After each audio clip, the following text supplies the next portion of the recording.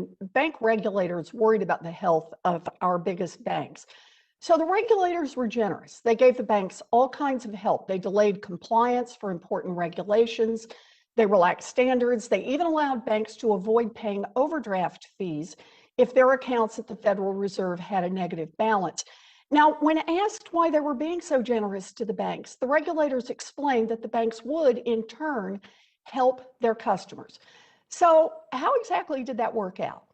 At the start of the pandemic, bank regulators issued joint guidance that recommended that banks waive overdraft fees for their own customers. In other words, if someone was laid off, for example, and bounced a check, the regulators recommended that the bank automatically waive the fees and let people get caught up without paying $35 every time they stumbled. The same way the bank could do at the Fed if it overdrew its account.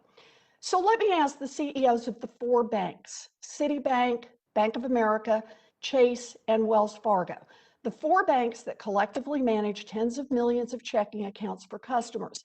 While you automatically and at no cost got complete protection from overdraft fees at the Federal Reserve, could you please raise your hand if you gave the same automatic protection to your customers and automatically waived all of their overdraft fees?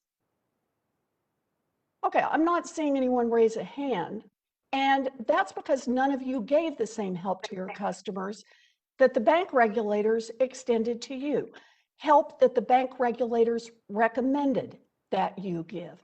So let me focus in on this just a little bit here.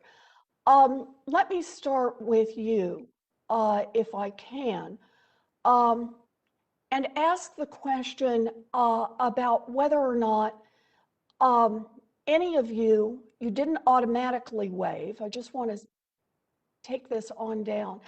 So let's take a look at who actually paid these fees. According to Pew Charitable Trusts, it's disproportionately working people making less than $50,000 a year, African Americans, Hispanics, people who are struggling to get by. And how much did they pay in overdraft fees? They paid a combined $4 billion. So let me start with you, Mr. Dimon. You are the star of the overdraft show. Your bank, JP Morgan, collects more than 7 times as much money in overdraft fees per account than your competitors. So, Mr. Dimon, how much did JP Morgan collect in overdraft fees from their consumers in 2020?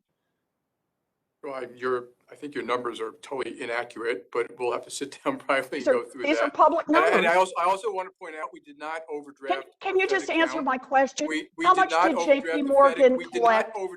We did not overdraft at the Fed account. And at any request, so you never. Said they needed, I'm sorry, they Mr. Dimon. That was Mr. Dimon. That was not the question. On request. Did you had an automatic protection? So I'm asking. You were recommended, the regulators recommended you offer that same kind of protection to your customers. And how much, in fact, did JP Morgan collect in overdraft fees from their customers in 2020? Do you know the number? I don't know the number in front of me, but well, I actually have the number in front of me. It's $1.463 billion. That's nearly $1.5 billion that you collected from your customers. Now, do you know how much JP Morgan's profit would have been in 2020 if you had followed the recommendation of the regulators and waived overdraft fees to help struggling consumers? In other words, without that overdraft money, would your bank have been in financial trouble? We waived the fees for customers upon request if they were under stress because of COVID. You know, I appreciate that you want to duck this question. Do you know how much your profits would have been if you'd actually waived all the fees as the regulators recommended? We waived the fees every time. The answer is your profits would have been $27.6 billion. I did the math for you. So here's the thing. You and your colleagues come in today to talk about how you stepped up and took care of customers during the pandemic, and it's a bunch of baloney. In fact, it's about $4 billion worth of baloney, but you could fix that right now. Mr. Dimon, will you commit right now to refund the $1.5 billion you took from consumers during the pandemic? No, Right now? no.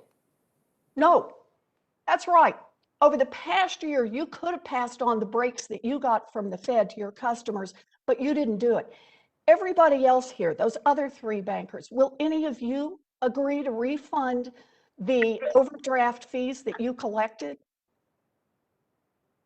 I didn't think so. So no matter how you try to spin it, this past year has shown that corporate profits are more important to your bank than offering just a little help to struggling families, even when we are in the middle of a worldwide crisis. Thank you, Mr. Chairman. Thanks, Senator Warren. Senator Kennedy from Louisiana is recognized for 5 minutes. Chairman,